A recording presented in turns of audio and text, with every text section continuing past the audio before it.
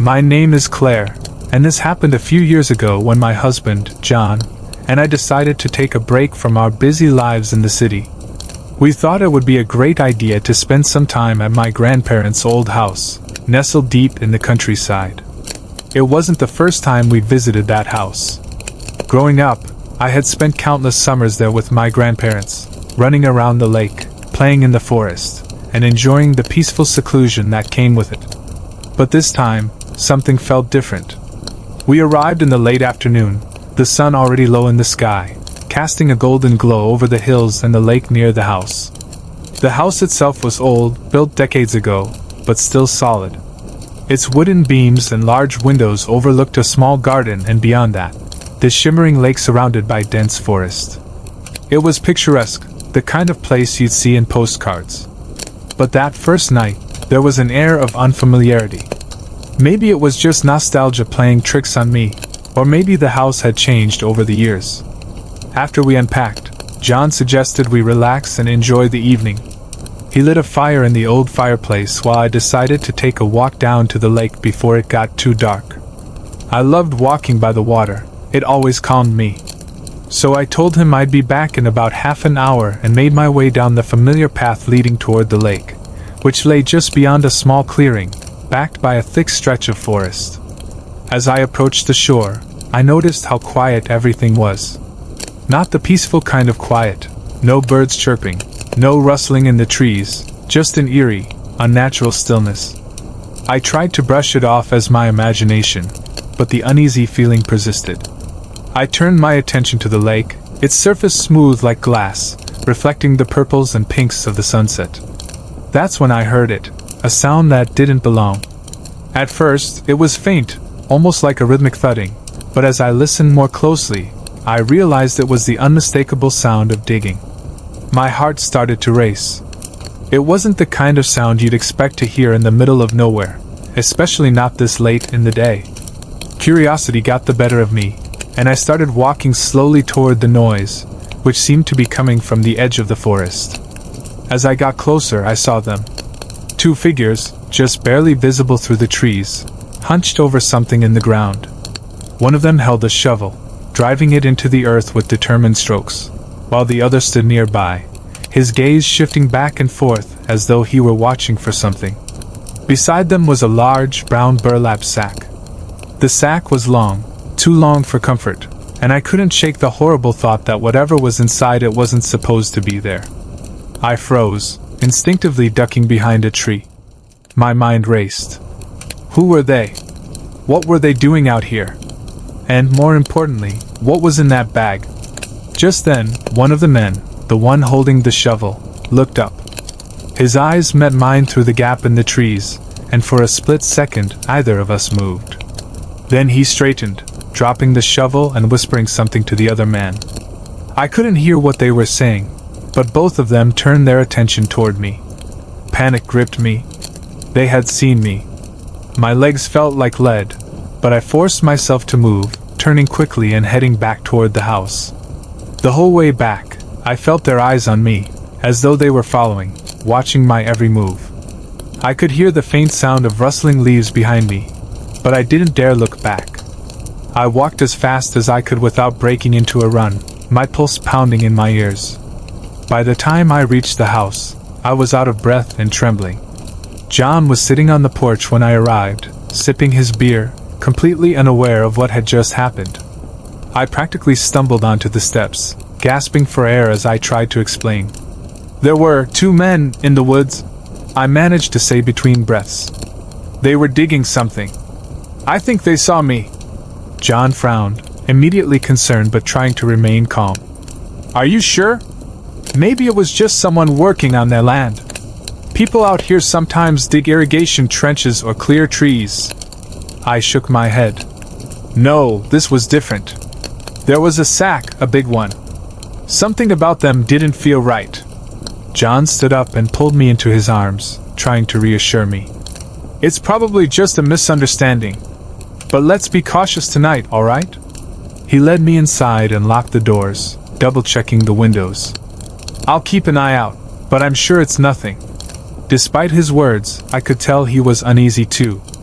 We both went to bed that night, but I couldn't shake the feeling that something was wrong. My mind kept going back to those two men in the woods and that strange sack they were burying. What if it wasn't nothing? What if they had seen me, and now they were out there, waiting? I tried to fall asleep, but every little creak and rustle outside made me jump. It wasn't until well past midnight that I finally drifted off, exhausted. And then came the noise. It was faint at first, barely audible over the sound of the wind, but unmistakable. The soft crunch of footsteps outside, right by the house. My eyes flew open, and for a moment, I lay there in the darkness, listening. There it was again, a twig snapping, the sound of something brushing against the window. I sat up in bed, my heart racing, and glanced over at John, who was still fast asleep. I slipped out of bed and crept over to the window, pulling back the curtain just a fraction. My blood turned to ice. There, standing at the edge of our garden, were two shadowy figures. It was them. They were just standing there, watching the house. I froze, unable to breathe as I stared through the thin crack in the curtain. The two men from the forest were standing just outside the fence, close enough that I could see the dull glint of the moonlight on their faces. They weren't moving, just standing there, staring at the house like predators watching their prey. A sickening wave of dread washed over me. What did they want? Why were they here? I pulled the curtain closed, my hands shaking uncontrollably. My mind raced as I tried to think of what to do. Should I wake John? Call the police? My breath came in shallow, panicked gasps, and I was sure they could hear it from outside. I turned and rushed to the bed, shaking John's shoulder. John! John, wake up! I hissed, trying not to be too loud. John groaned, half asleep, but when he saw the look on my face, he sat up immediately. What's wrong?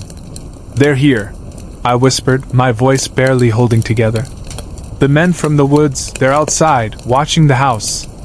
John's eyes widened as he fully woke up. He threw the blankets off and quickly crossed the room to look out the window. He only had to peek out for a second before he turned back to me, his face pale. Stay here, he said, his voice steady but tense. I'm calling the police. He grabbed his phone from the nightstand, his fingers fumbling to dial 911. I sat on the edge of the bed, my heart pounding in my chest, my ears straining to catch any sound from outside. John spoke quickly and quietly to the operator, giving them the address and explaining the situation.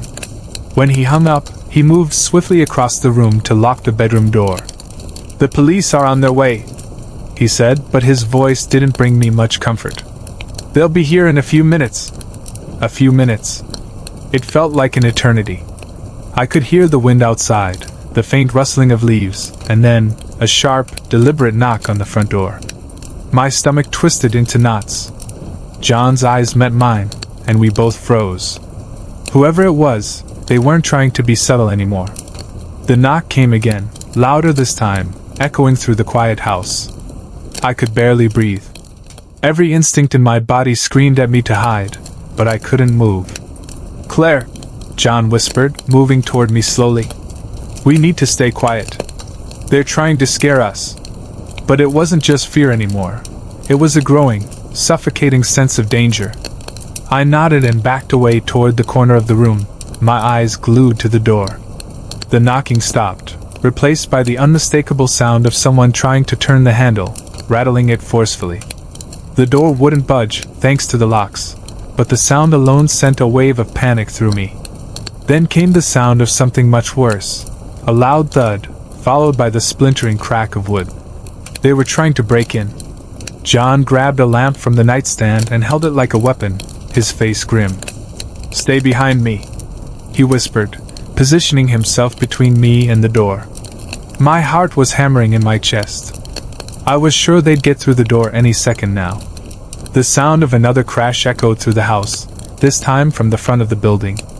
They were hitting the door harder, more determined. I clutched the blanket in my fists, trying to steady my breathing, but my thoughts were spiraling into terror. What would happen if they got inside? Why were they so intent on getting in? Was this because I had seen them earlier by the lake? Suddenly, the sound stopped. For a moment, Everything was deathly quiet.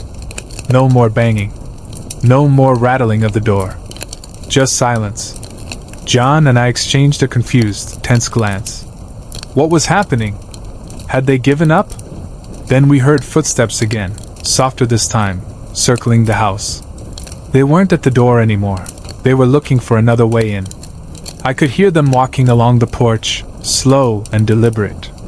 Every hair on my body stood on end. They're going to try the windows, I whispered, gripping John's arm. He nodded, tightening his hold on the lamp. The police should be here soon. We just need to hold out until then. But there was something unsettling about the calm in John's voice, as if even he wasn't entirely sure how long we could hold out. The footsteps outside grew louder, and I could hear the soft sound of tapping at one of the windows in the living room. They were testing each window, looking for any weakness. The house was old, but thankfully, my grandfather had reinforced the windows years ago. Still, how long could a few old locks hold out? Just when I thought things couldn't get worse, the sound of glass shattering ripped through the night. They had broken a window. John grabbed my hand, pulling me toward the closet. "Get in!" he ordered, his voice barely a whisper. We rushed inside, closing the door quietly behind us. It was a small, dark space, filled with coats and boxes of old things my grandparents had left behind. I could feel John's breath next to me, fast and shallow, his grip tight on my hand. We listened intently as the sound of footsteps entered the house. They were inside. My heart raced, and my palms were slick with sweat. Every nerve in my body was on high alert, waiting for the inevitable moment when they would find us. Then came the sound of another crash, the front door this time. My mind was racing, trying to figure out what was happening when I heard it. The distant wail of sirens. The police. John squeezed my hand tightly, and for the first time that night, I felt a small glimmer of hope. The sirens grew louder, and suddenly, the footsteps inside the house stopped. They must have heard it too. We listened as the intruders scrambled. I could hear their rushed footsteps as they bolted out of the house, the sound of the front door slamming shut behind them. A minute later, the sirens were right outside, and their red and blue lights flashed through the window cracks.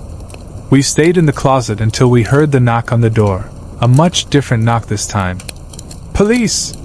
John opened the closet door, and we rushed out to meet the officers.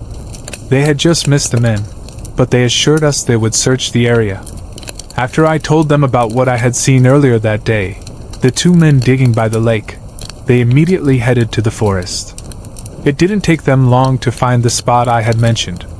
The earth had been freshly disturbed, but when they dug it up, they found nothing. Whatever those men had been burying, or trying to hide, was gone. The police opened an investigation, but they never found the two men, and we never learned what was in that sack. John and I left the next day. We couldn't bear to stay in that house any longer. And even now, years later, I still wonder what I stumbled upon that evening by the lake. What were they burying? And why did they come after us that night? I'll never know the answer, but I do know one thing: I'll never set foot in that house again.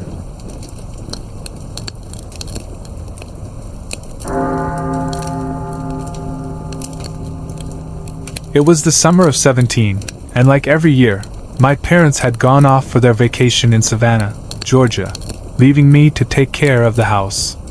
I didn't mind. In fact, I kind of liked having the place to myself. The house was nestled right by a quiet canal, with a small dock out back where my dad kept his Boston whaler and a couple of jet skis. The neighborhood was peaceful, far enough from town that you could hear the crickets at night and feel like the rest of the world was a distant hum. I was never truly alone, though. I had the company of my two cats, Shadow and Luna, who roamed the house like they owned the place. That summer was supposed to be uneventful, just like the ones before it. I had my girlfriend, Jane, coming over to keep me company for the weekend. We'd planned on grilling, maybe hitting the water, and just enjoying the quiet evenings in the hot tub. It sounded perfect. That Friday night, the air was cool and still, typical for that part of Georgia. Jane had arrived earlier in the day, and we'd had a lazy afternoon, lounging in the backyard by the canal, talking about anything and everything. As the sun began to dip below the horizon, we decided to hop in the hot tub. The water was warm, and the jets were soothing, creating a gentle bubbling sound that mixed with the distant croaks of frogs and occasional splash from the water below. It was one of those nights where everything felt in balance. No distractions, no stresses, just the two of us under the stars. We didn't say much, just enjoyed the silence and the company. I remember leaning back and letting my mind drift when suddenly, there was a faint sound. At first, I thought it was just the water lapping against the dock, but then I heard it again, a soft but rhythmic plop, plop, plop. It was the unmistakable sound of someone paddling. Jane opened her eyes and glanced over at me.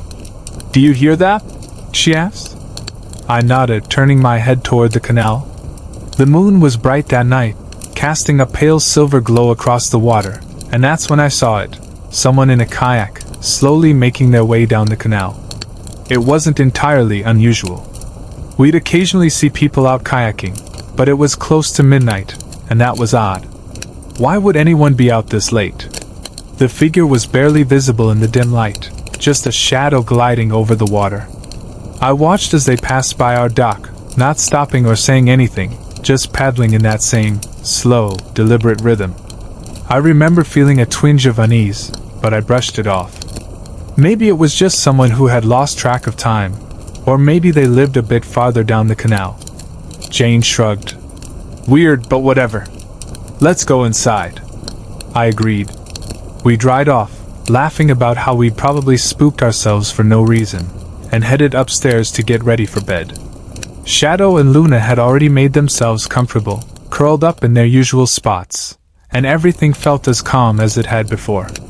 I started to relax, thinking about how we'd laugh about the strange kayaker the next day over breakfast.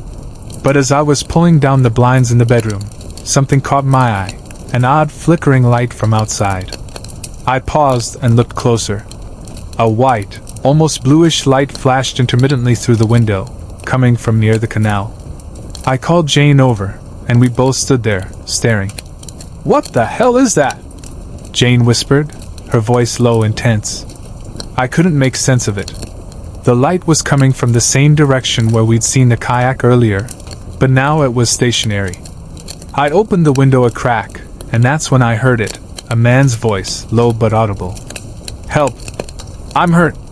I need help!" A chill ran down my spine. It was the guy from the kayak. He must have stopped and paddled back. But why? Something didn't sit right with me.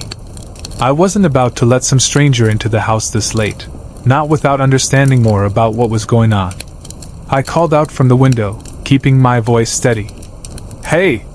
What do you need?" The man moved closer to the house, still holding the flashlight in his hand. He kept it angled downward, just enough to illuminate the grass beneath him. "I'm hurt," he repeated, his voice strained. "Can you come outside? I need help." Jane grabbed my arm. "Don't go out there. Something's off about this." She wasn't wrong. The whole situation felt wrong. But there was this gnawing sense of responsibility. What if he really was hurt? What if something had happened to him out on the water, and he had no one else to turn to? Against my better judgment, I told Jane to stay put while I went downstairs to see what was going on. I grabbed a flashlight and stepped out onto the back porch. The cool night air hit me immediately, a stark contrast to the warmth of the house. I scanned the yard, and there he was, standing near the dock. He was wearing a hoodie, his face obscured by the shadows. I called out again. "What happened to you? Why are you out here?" But before I could get any closer, Jane's voice rang out from the upstairs window, sharp and panicked. "Get back in here, now!" I froze. Something in her voice, the fear, sent adrenaline surging through me. I didn't even look back at the man. I just turned and sprinted toward the house. The door slammed behind me just as I heard the heavy thud of footsteps, running, coming up from the dock. My heart was pounding as I locked the door. Jane was already on the stairs, pale, wide-eyed. "He's not hurt," she whispered, her voice shaking. "He's coming for us." The next moments blurred together in a rush of fear and confusion. I grabbed Jane by the arm, dragging her upstairs as my mind raced. What had I just seen? What had Jane seen? My body moved on instinct, adrenaline pushing me forward even though my mind was still trying to process what was happening. I ran to the bedroom and slammed the door shut, locking it behind us. My eyes darted to the window, and I half expected to see the man standing there, but it was just darkness, quiet, suffocating darkness. The only sound was the rapid beating of my heart and Jane's shallow breathing beside me. "What did you see?" I asked, my voice barely above a whisper. Jane was shaking, her eyes wide with terror. "I saw him from the window. He wasn't just standing there. He was watching you, waiting for you to get close. And then, he started running." I felt a cold sweat break out on my skin. This wasn't just some guy who needed help. He had been lying, trying to lure me outside. But for what? "I don't know what he wanted," I muttered, grabbing my phone and dialing 911 with trembling fingers. As I spoke to the operator, explaining that there was a man outside our house, possibly dangerous, I couldn't shake the feeling that something far worse was about to happen. The operator reassured me that a patrol car would be dispatched, but in the meantime, we were on our own. We waited, every second dragging out like an eternity. I kept my eyes on the window, scanning the darkness for any sign of movement. Jane sat on the bed, hugging her knees to her chest, too scared to speak. The house felt too quiet, like it was holding its breath. Then I heard it. A faint thud from downstairs. My blood turned to ice. It was followed by another thud, louder this time. Someone was trying to break in. "He's in the house," Jane whispered, her voice barely audible. I grabbed the closest thing I could find for a weapon, a hunting knife my dad kept in his dresser, and motioned for Jane to follow me. We needed to get to the closet, somewhere to hide until the police arrived. But as we moved, there was a loud bang from downstairs, and I knew then that the door had been breached. My heart was racing, my palms sweaty as I clutched the knife. The footsteps were getting louder, coming up the stairs. We made it to the closet just as I heard the creak of the floorboards outside the bedroom. Jane was trembling beside me, and I could barely hold my breath as I waited, knife in hand, for what felt like the inevitable. The footsteps stopped right outside the door. My mind raced. Did he know we were in here? Was he just waiting to pounce the moment we made a sound? I gripped the knife tighter, praying the police would arrive in time. And then, as quickly as the noise started, it stopped. The silence was deafening. Minutes passed, though it felt like hours, and finally, there was a knock on the door downstairs, followed by voices, police officers calling out. I dropped the knife, my hands shaking as I rushed to the window. Blue and red lights flashed from the street, and I could see the figures of 2 officers moving through the yard. They never found him. The man was gone. No footprints, no sign of a break-in, nothing. Even the kayak had disappeared from the canal. It was as if he had never been there at all, except for the chilling feeling that still clung to me like a shadow. In the weeks that followed, I couldn't shake the suspicion that we had been watched for longer than just that night. Our house by the canal, with its big boat and open yard, had probably seemed like an easy target for a break-in. But something about that man, his calm demeanor, the way he tried to lure me outside, it felt more calculated, more sinister than just a random burglar. To this day, I still wonder who he was, what he wanted, and why he chose us. But one thing is certain, I'll never stay in that house alone again.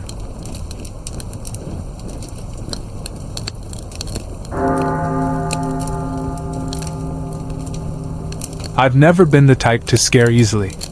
Growing up in Monson, Pennsylvania, surrounded by thick forests and quiet nights, you get used to the kind of eerie silence that creeps in after the sun goes down.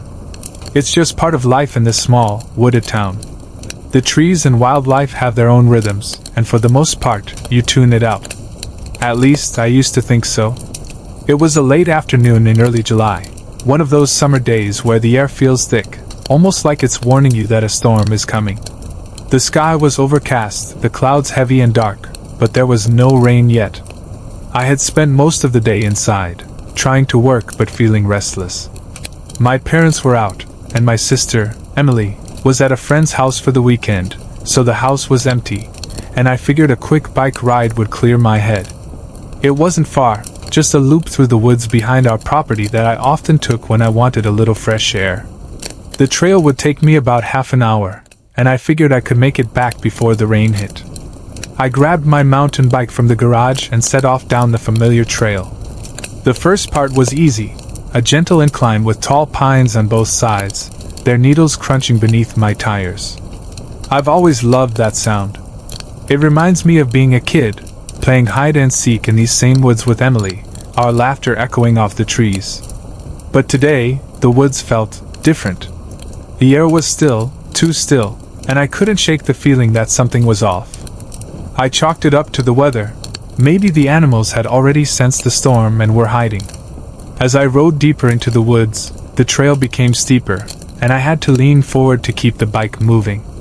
The forest around me seemed to close in, the trees pressing closer, their branches forming a dense canopy overhead. It was darker here, the sunlight barely piercing through the thick leaves, and the silence started to become oppressive. No birds, no wind, just the rhythmic crunch of my bike tires and my own breathing. Eventually, I reached the top of the hill, where the trees opened up into a small clearing. It was one of my favorite spots, a flat, grassy patch surrounded by towering pines, the perfect place to stop and catch my breath. I let the bike fall to the ground and stood there for a moment, hands on my hips, looking up at the sky.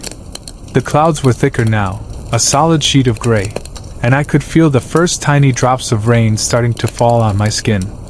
It wasn't much, just a drizzle, but I knew I didn't have long before it turned into a downpour. I should have turned back then. I don't know why I didn't. Maybe I thought I could beat the storm, or maybe I just wanted a few more minutes of peace before heading home. Either way, I stayed there in the clearing, staring up at the sky, lost in my own thoughts. That's when I noticed it. The first thing that caught my attention was the quiet. Not the normal kind of quiet you get in the woods, with birds chirping and leaves rustling in the wind. No, this was different. It was like someone had hit the mute button on the world. No wind, no birds, not even the distant hum of insects. Just silence. The kind that makes the hairs on the back of your neck stand up. I looked around, my heart starting to race for reasons I couldn't explain. At first, I didn't see anything unusual, just the same trees and underbrush that had been there moments before. But then, in the corner of my eye, I saw something move. I froze. At the edge of the clearing, half hidden behind a cluster of trees, there was someone. Or something. It was crouched low, its body hunched in an unnatural way, almost like it was trying to blend in with the shadows. For a moment, I thought it might be a deer, but then I realized it was too tall, too human-like. My breath caught in my throat as I squinted, trying to make out more details, but the figure was just beyond the line of sight, cloaked in shadow. And then it moved again. It was subtle, just a shift in posture, but I could see it clearly now, a humanoid shape, unnaturally elongated, with limbs that seemed too long for its body. It was crouched low, almost like it was watching me, waiting. My stomach twisted in fear as I realized whatever it wasn't an animal. I stood frozen, my heart pounding in my chest.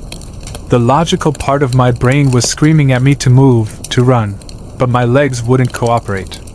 I was stuck there, rooted to the spot, staring at this thing, this creature. And then the rain came. It started with a soft patter, quickly escalating into a heavy downpour, the kind that soaks you through in seconds. The sudden noise seemed to snap me out of my trance, and without thinking, I grabbed my bike and jumped on, pedaling as fast as I could back toward the trail. My tires skidded on the wet ground, and for a terrifying moment, I thought I was going to fall, but I managed to steady myself. I didn't dare look back. I couldn't. The ride down the hill was a blur, branches whipping against my arms, the rain pelting my face, and the overwhelming sense that something was following me, just out of sight. I could feel it, the same presence I'd seen in the clearing, moving through the trees, keeping pace with me. Every instinct in my body screamed at me to keep going, to not stop, no matter what. By the time I reached the bottom of the hill, I was soaked to the bone, my legs burning from the effort. The house was just ahead, a beacon of safety in the darkening woods. I didn't stop until I was in the driveway, skidding to a halt in front of the garage. I threw my bike inside and slammed the door shut, my chest heaving with breath. I stood there for a moment, dripping wet and shaking, trying to make sense of what had just happened. My mind raced with questions. What was that thing? Had I imagined it? But deep down, I knew the truth. Whatever it was, it had been real. Too real. I didn't tell anyone. Not my parents, not Emily. I didn't even know how to explain it. Instead, I went upstairs, changed out of my soaked clothes, and collapsed onto my bed, my body exhausted but my mind still buzzing with fear. That night, as the rain pounded against the windows, I couldn't shake the feeling that I was being watched. I woke up in a cold sweat, heart racing, as if I had just run a marathon. For a few disorienting seconds, I didn't know where I was. Then the familiar sound of rain hitting the windows pulled me back to reality. I was in my room, in my bed, safe. But the nightmare lingered. I had been running through the woods again, except this time, it wasn't just the trees I was fleeing from. That thing, whatever it was, had been chasing me, its long, distorted limbs stretching out, fingers grazing the back of my neck as I sprinted through the rain-soaked forest. The feeling of its presence was suffocating, like it was hunting me, always just out of reach but never far enough away. I sat up, trying to shake off the dream, but my hands were still trembling. The room was dark except for the faint glow of the streetlight outside, casting long shadows across the walls. I glanced at the clock. It was just after 3 a.m. I couldn't go back to sleep, not after that. I needed to move, to do something, anything to get my mind off the nightmare. Maybe a drink of water would help, I thought. Slowly, I climbed out of bed, careful not to wake the house with creaking floorboards, and made my way downstairs. As I reached the kitchen, the unsettling silence from the woods returned to my memory. The house was as quiet as a tomb, save for the rain tapping against the roof. I flipped the light switch, but the kitchen remained dark. A power outage, probably from the storm. I sighed and grabbed my phone to use as a flashlight, illuminating the familiar shapes of the room. I was about to head for the sink when a sound stopped me cold. It was faint, barely audible over the rain, but distinct enough to send a chill down my spine. The unmistakable sound of footsteps outside the house. I froze, straining to hear. For a moment, there was nothing, just the rhythmic patter of rain on the roof. Then, there it was again. Footsteps, slow and deliberate, moving just beyond the window. My heart leapt into my throat. I crept toward the window, moving cautiously, trying to keep my phone's light as low as possible. With shaking hands, I peeked through the curtains, my breath fogging up the glass as I leaned in closer to see. The rain was coming down in sheets, making it hard to see clearly, but there was definitely something, or someone, moving just beyond the tree line. It was that same figure. Tall, hunched, with limbs too long and thin, stalking the perimeter of the yard like it was looking for something. Looking for me. I backed away from the window, panic setting in. My mind raced with the events of the afternoon, the feeling that something had been following me, watching me. I hadn't imagined it. It was real, and now it was here, right outside my house. I thought about waking my parents, but something held me back. What was I going to say? That a monster from the woods was stalking me? They'd never believe me. Hell, I barely believed it myself. But I knew one thing for certain. I couldn't let it find a way inside. I grabbed the nearest thing I could use as a weapon, a kitchen knife, and slowly backed away from the window, my eyes darting to every shadow, every corner of the room, half expecting the creature to suddenly materialize inside. I tried to calm my breathing, but my heart felt like it was going to burst out of my chest. I decided to check the doors, making sure they were locked. I moved quietly through the dark house, my phone's light sweeping over furniture and walls as I went. The front door was secure, the back door too. I breathed a small sigh of relief, but it didn't last long. As I passed by the living room window, I saw it again. closer this time. The figure was standing at the edge of the yard, just beyond the reach of the porch light, its long, spindly arms hanging at its sides, head tilted slightly as if it was studying the house. Studying me. I stumbled back, the knife slipping from my hand and clattering to the floor.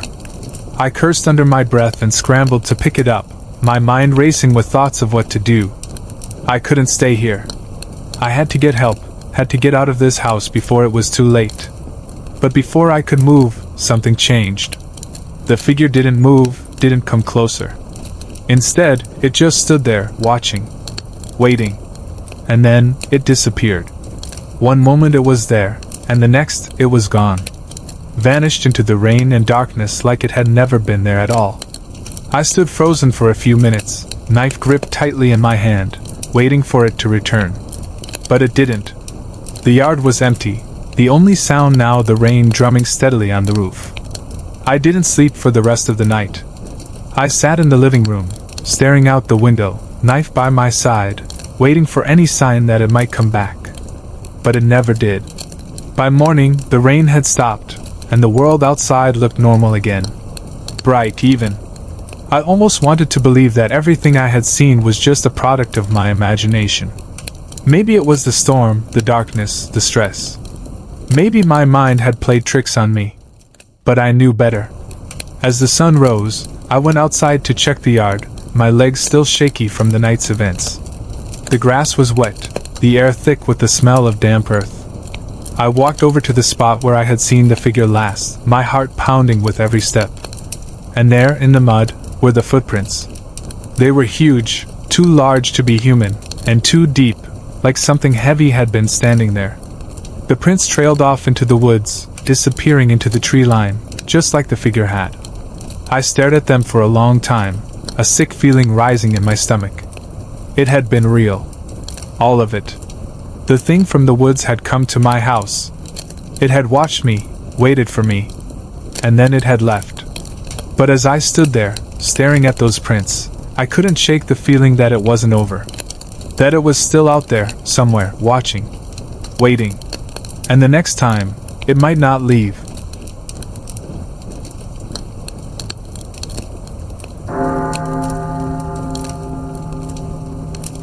I've always loved living by the sea. My town, Seaside Bluff, is one of those picturesque coastal places where everything smells like salt and fresh fish, and the sound of the waves crashing against the shore is the background music of your life. The weekends here are something special. People from all over flock to the waterfront, and the streets become alive with the hum of bars, restaurants, and live music. For years, my weekends were spent with a tight-knit group of friends. We'd gather at a local pub on Friday nights, share stories over a few drinks, and occasionally hit up a club or a beach party. But lately, things had been changing.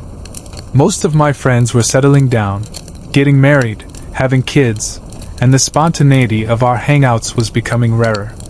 I didn't mind at first. I was happy for them. But as the weeks went by, I started to feel more and more like the odd one out. They had their lives, and I was still figuring mine out. One Friday night, I managed to drag a couple of them, Megan and Rachel, out for drinks.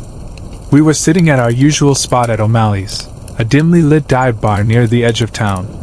It was one of those places where the jukebox was perpetually stuck in the 80s, and the regulars could probably tell you exactly how many pints of Guinness had been poured since the place opened. We were laughing, sharing updates on life, when these two guys walked up to our table. "Hey, mind if we join you?" one of them said, flashing a smile.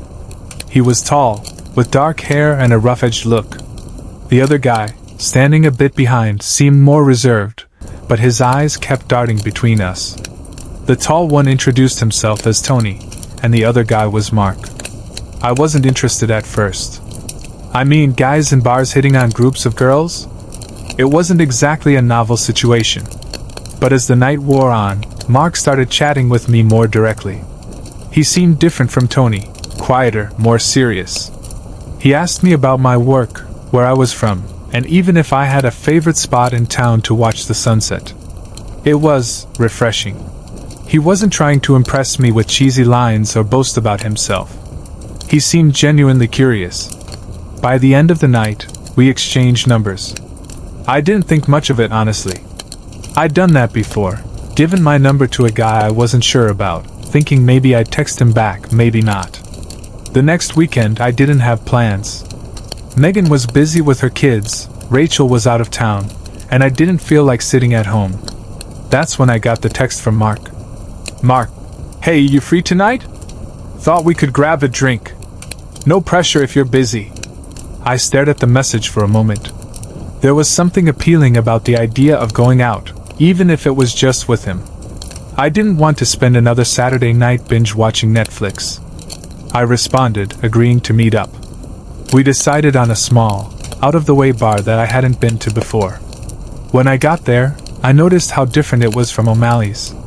The lighting was darker, the atmosphere quieter, almost too quiet for a place that was supposed to be lively. But Mark greeted me with that same calm demeanor I remembered from last week, and soon we were sitting at a small table in the back, drinks in hand. He ordered round after round, beer, then cocktails, then shots. I didn't even realize how much I had drunk until the room started to blur around the edges. Normally, I'm cautious about my drinking. I know my limits. But that night, I don't know. Something was different. My head felt heavy, like I was swimming through fog, and my memories of the evening started slipping away. The last thing I clearly remember is Mark smiling at me, handing me another shot, and saying something like, "You're going to love this one." Then darkness. When I opened my eyes, I wasn't in my bed. I wasn't even in my apartment. I was in a room, dark, unfamiliar, and cold.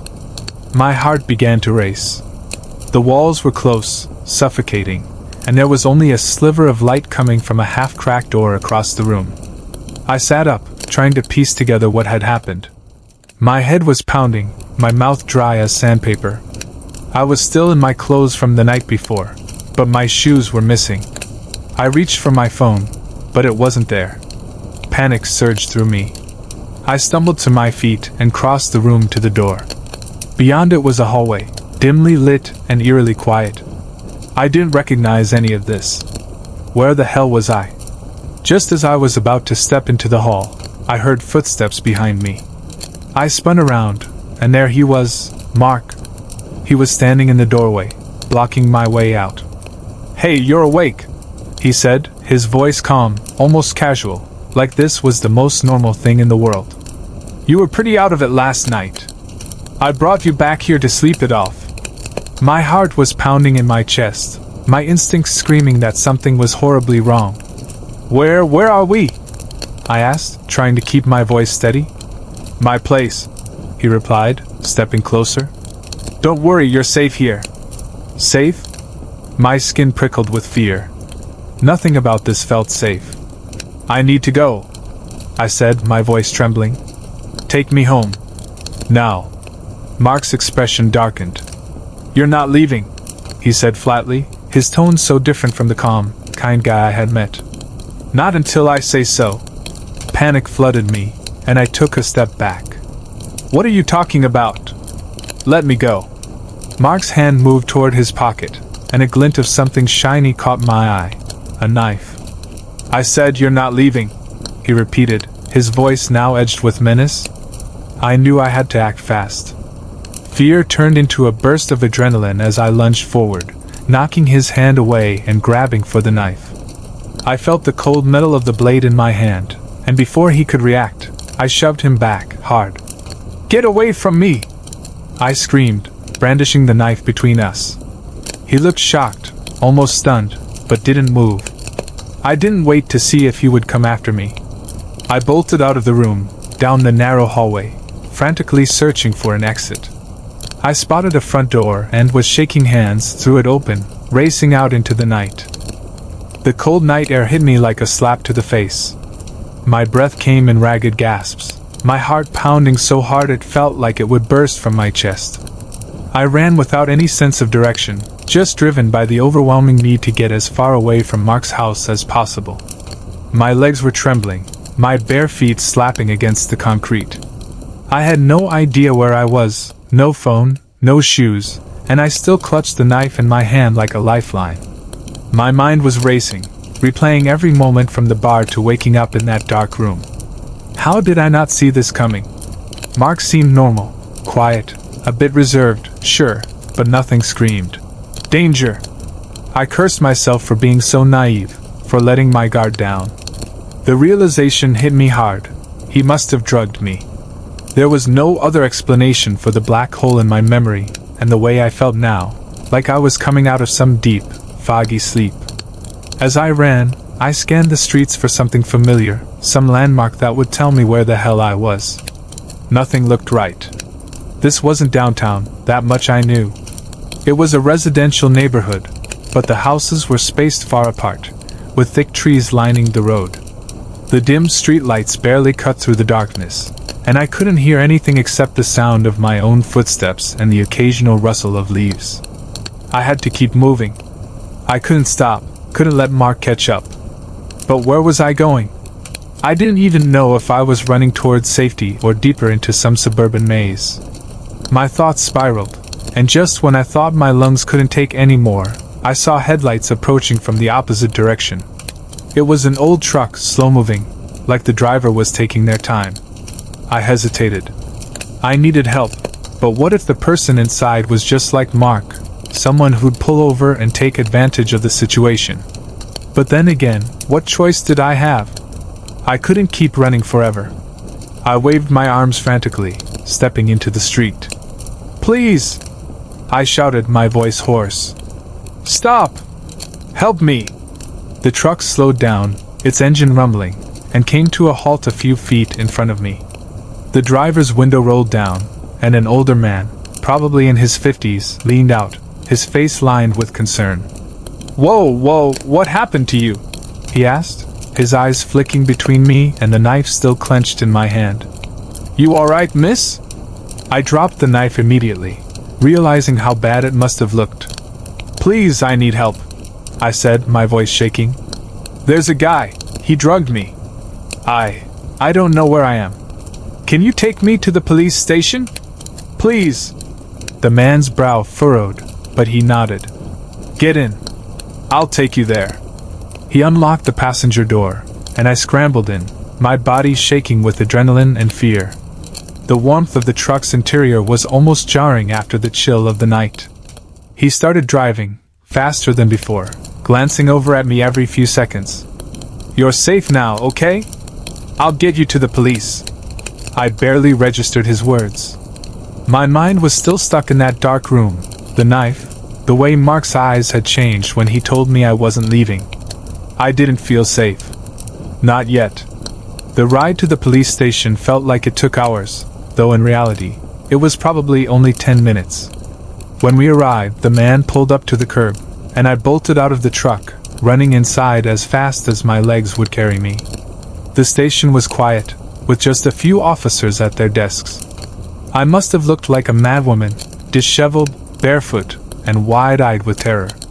One of the officers stood up immediately and came toward me. "Ma'am, what happened? Are you hurt?" "I was drugged," I gasped, my voice barely a whisper. "He tried to keep me there. Mark, his name is Mark. He wouldn't let me leave."